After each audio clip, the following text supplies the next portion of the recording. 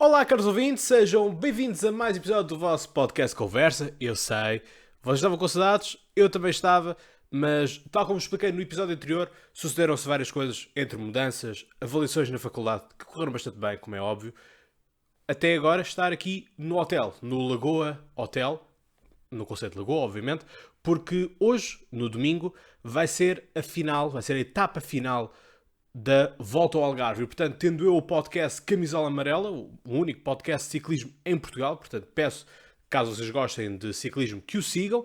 Se gostam de ténis, é seguirem o podcast Troca de Bolos, o maior podcast de ténis em Portugal.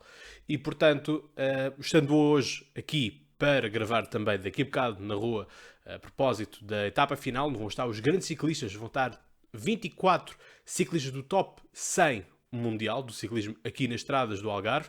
Portanto, vai ser uma etapa de contrarrelógio, ou seja, todos os segundos e milésimos de segundo vão contar. Está tudo ainda em aberto naquilo que toca ao top 10 da classificação geral, mas pronto, para isso basta então irem acompanhando a minha análise também no podcast Ciclismo Mental.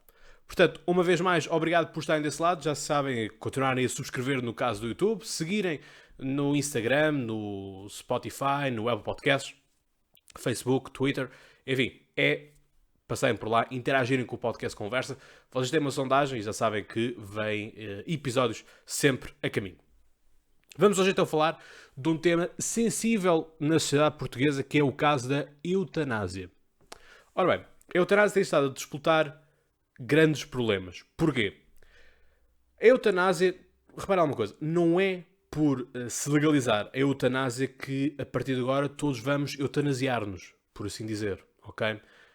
Portanto, vou explorar aqui os 5 projetos de lei que se foram apresentados na Assembleia da República, portanto, pelo PS, pela Iniciativa Liberal, pelo PEV, portanto, os verdes, que fazem parte da coligação juntamente com o Partido Comunista da então CDU, o Bloco de Esquerda e o PAN. Portanto, são 5 projetos muito similares, poucas diferenças têm. É mais uma questão de proforma, de nível de numerologia, por assim dizer, que está lá algumas diferenças no que toca às várias propostas apresentadas então pelos 5 partidos. Portanto, a eutanásia já é aplicada em alguns países, como é o caso aqui da nossa vizinha Espanha, e portanto não é por nós então aprovarmos a eutanásia que agora vamos todos recorrer à eutanásia. Da mesma forma que na altura, eu lembro-me, ainda era muito pequeno, quando foi o referendo ao aborto, em que ganhou por 51% ou 52%. Sei que foi uma vitória, mas não foi uma vitória esclarecedora do referendo. E já vou falar também sobre a questão do referendo. Mas não foi, na altura toda a gente falava de que, bom, agora o aborto vai ser visto como um método contraceptivo e agora as raparigas vão abortar a torta e direito. Pelo contrário, tem-se estado a diminuir o número de abortos em Portugal. Portanto, há que ter aqui as noções. Eu percebo os setores mais conservadores, mais católicos, sobretudo, têm sido aqueles que têm estado a mexer mais, todas as preocupações. E aqui vamos para além daquilo que é o razoável, vamos para o limite da ética, porque, enfim, eu sou ateu, toda a gente o sabe, e portanto digo já que sou a favor da eutanásia. E eu percebo toda a gente que seja católica que viva com a ideia de que quem dá a vida é Deus e quem tira a vida também terá que ser Deus. Eu compreendo isso e percebo, obviamente, o vosso lado. Portanto, fazendo aqui isto, portanto, não irei ter aqui uma postura dogmática, fechada das coisas. É só mesmo para tentar responder para vocês perceberem também, todos os caros ouvintes, o que é que se trata então isto da eutanásia. E o que é que as coisas poderão acontecer. Da mesma forma que também, quando tivemos a legislação do casamento homossexual, ninguém era obrigado a ser homossexual. Atenção. Só porque nós legalizamos alguma coisa, não quer dizer que isso passe a ser de norma. Até porque vou então espaçar as condicionantes de tudo aquilo que são estes projetos de lei. Portanto, todos eles passam por uma verificação de vezes que a pessoa de facto pede para ser para morrer, não é? Morrer, a morte medicamente assistida. Em que vamos a estes projetos de lei que pedem 4 vezes, 5 vezes, até à Iniciativa Liberal que pede 7 vezes. Ou seja, a pessoa tem que ser consultada durante algum tempo no sentido de perguntar se realmente quer a eutanásia. Portanto, são questionadas 4, 5 e 7 vezes no caso então, da iniciativa liberal. Mas não é toda a gente que pode ser eutanasiado. Só pode ser para casos em que esteja realmente em sofrimento prolongado, em que, do ponto de vista clínico, os médicos sabem que não há grande esperança daquela pessoa sobreviver. E, portanto, temos todos estes casos in extremis, ok? De a pessoa estar mesmo numa situação debilitadíssima e que é penoso estar durante tanto tempo ligado às máquinas, estar tanto tempo a depender de outros, porque aqui também aquilo que nós falámos muito tem sido o morrer com dignidade e o direito à vida. Portanto, estes têm sido os dois blocos, têm sido os dois soundbites, os dois slogans aqui colocados. E esta questão de morrer com dignidade eu percebo, porque não é digno de forma nenhuma alguém estar todo entubado num hospital, ou estar em casa, ou estar num lar, por exemplo, que são estes casos que já vou falar a seguir, onde é que a eutanásia pode ser realizada. E, portanto, isto nós temos de ter em atenção. É tudo aquilo que é penoso para a pessoa de estar ali, enfim, já não sentir-se humano e sentir-se, como nós chamamos muitas vezes, em estado vegetal, não é? Portanto, é um vegetal que está ali, não sabe muito bem para onde é que vai, se vai continuar assim a vida toda, se por um live do que quer que seja vai conseguir melhorar, ou se melhora também não vai ser nas melhores condições de vida. Enfim, é tudo muito, muito complicado de nós percebermos e de nós podermos refletir. Quem é que pode então pedir eutanásia? São só os próprios doentes. Portanto, tem havido muitos cartoons, muita sátira de dizer o seu filho agora pediu para desligar a máquina e tal, porque já tratou do processo da herança. Não pensem que a eutanásia servirá para este tipo de coisas.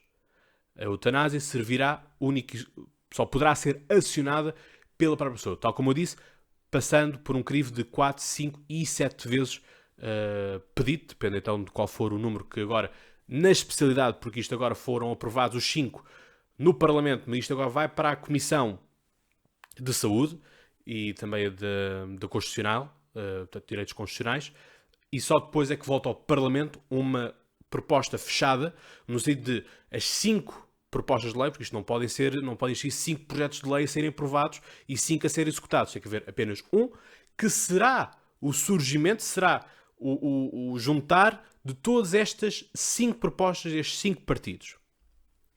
Assim sendo, só a pessoa que pode fazê-lo, deve fazê-lo oralmente, deve fazê-lo também por escrito, sendo que, antes disso, terão que ser visitados por 3 médicos. O médico geral, que tem estado a tratar o paciente, o especialista em patologia, isto é para todos, e depois ainda um outro terceiro médico, que será um psiquiatra, para avaliar se a pessoa está na sua plenitude de cabeça. Ou seja, imaginem que há alguém que não sabe o que é que está a fazer, não é? E pede para ser eutanasiado. Não é a mesma coisa que muitas vezes em tribunal nós pedimos, quando alguém comete um crime, essa pessoa, regra geral, pede para provar que estava maluquinha da cabeça, não é? Estava imputável e que matou aquela pessoa e não tinha plena consciência daquilo que estava.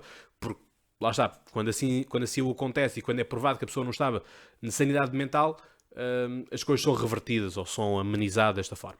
Portanto, a eutanásia só poderá ser feita se aquela pessoa estiver de facto plena consciência e souber realmente onde é que está, o que é que está a acontecer, portanto, estiver lúcido. Portanto, é um estado de lucidez que também é necessário existir por parte daquele que quer ser eutanasiado.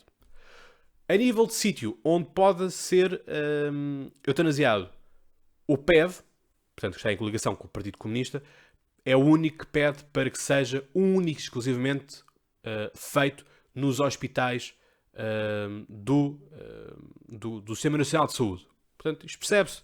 Alinhamento à esquerda, tem que ser tudo no público. Percebe-se plenamente. Os outros já abrem a possibilidade de ser no hospital, claro está, no lar ou na própria casa, se os médicos virem que a casa tem tudo aquilo que é necessário para fazer essa operação, vamos dizer assim. A operação, portanto, executar. Portanto, como veem, isto há um sério número de crivos que são necessários de existir para que se possa realmente praticar a morte medicamente assistida. Portanto, não é do pé para a mão, não é do só porque sim.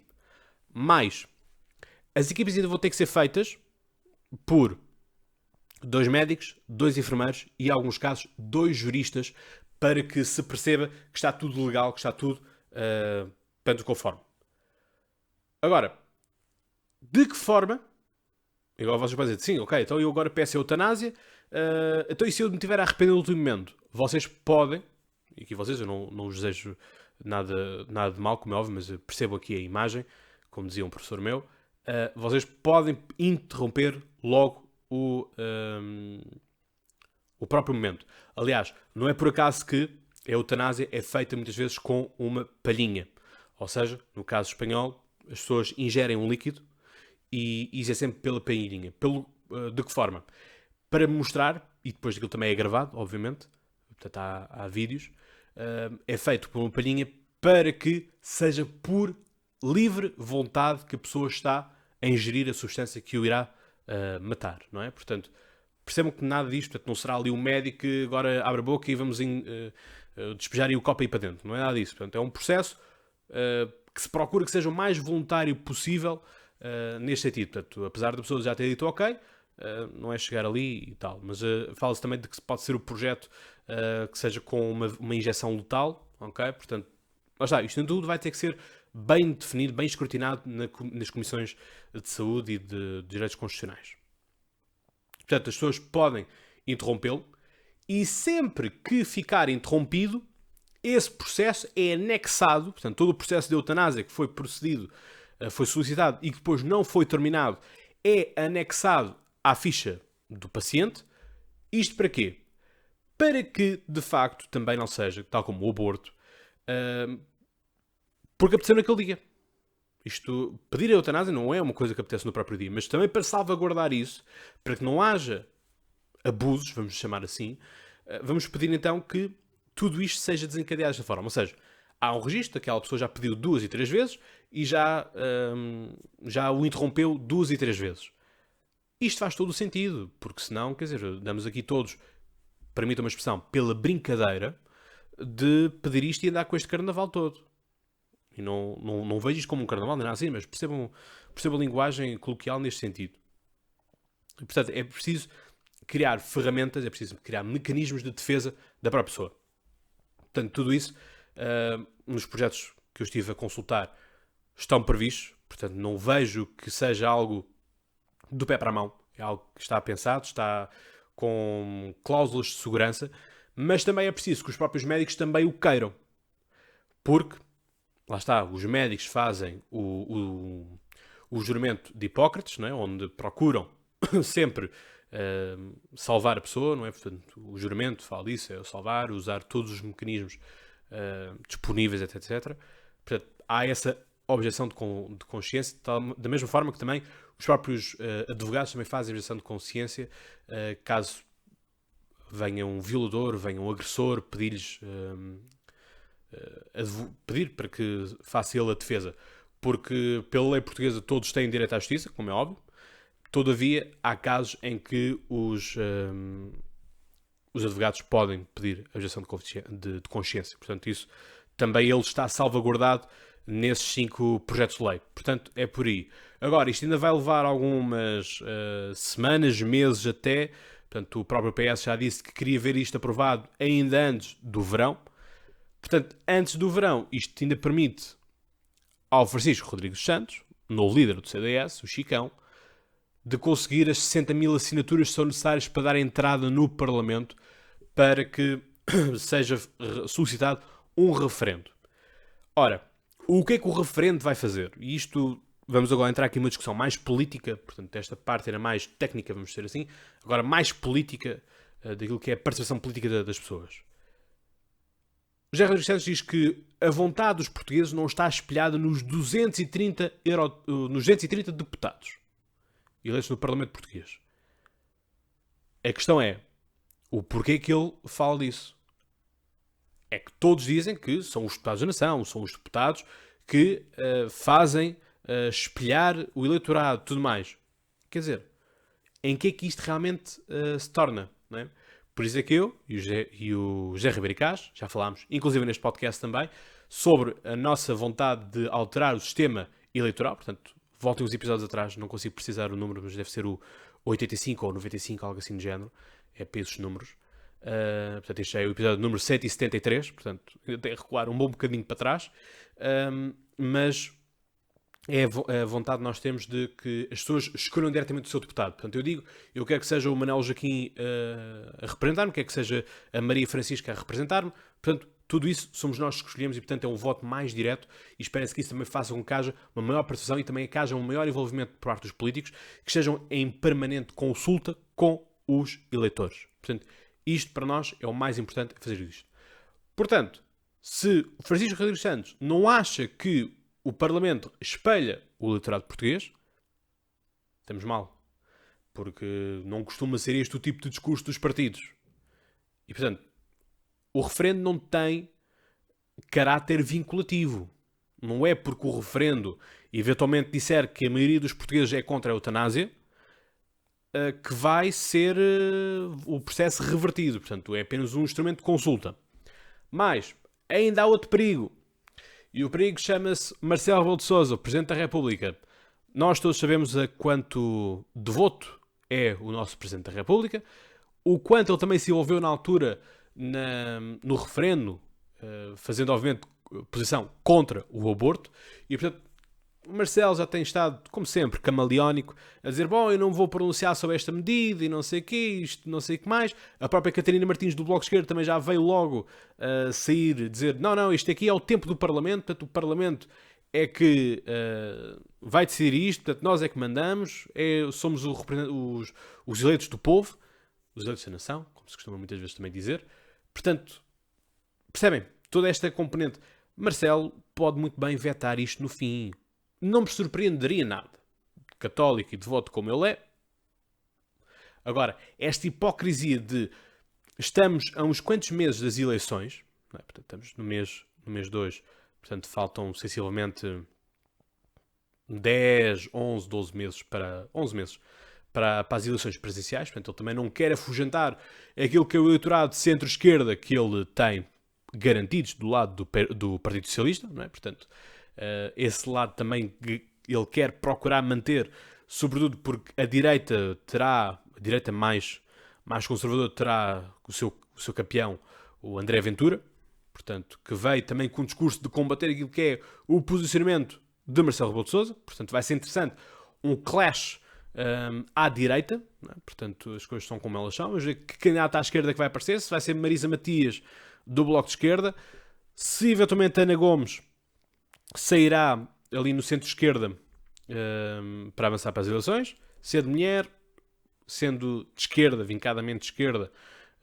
dessa forma, ter sido eurodeputada, ser incómoda, intervencionista. Bom, vamos ver como é que isto se vai processar mesmo até dentro das próprias lógicas do Partido Socialista, porque o Partido Socialista também está muito confortável com o Presidente da República, portanto também não interessa ao Partido Socialista todo mudar este discurso, ok?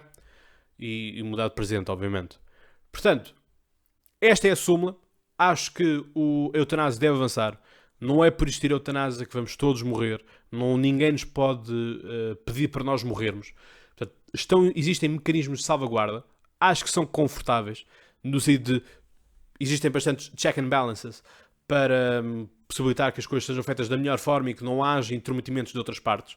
Portanto, estou confortável com isto. A sério que estou. Portanto, não vejo que venha mal ao mundo desta parte. Portanto, fica aqui a minha análise em relação à eutanásia. Acho que deve ser feita, porque lá está tudo muito bem conseguido esta parte e portanto devemos deixar a liberdade de fazer o que quiserem, não é? Porque apesar de haver toda essa questão da ética, parte dos religiosos e tudo mais, aqui ninguém está a tirar a vida a ninguém, ok? Portanto é mesmo uma questão de liberdade de escolha e cada um deve fazer o que quiser. Há um instrumento disponível, é usá-lo. Portanto, é isto mesmo. Por isso, caros ouvintes, já sabem, até lá tenham boas conversas. Obrigado por estarem desse lado e fazerem deste podcast o maior podcast de política em Portugal. E portanto, como eu digo, vocês sabem então mais que de cor. Até lá tenham boas conversas.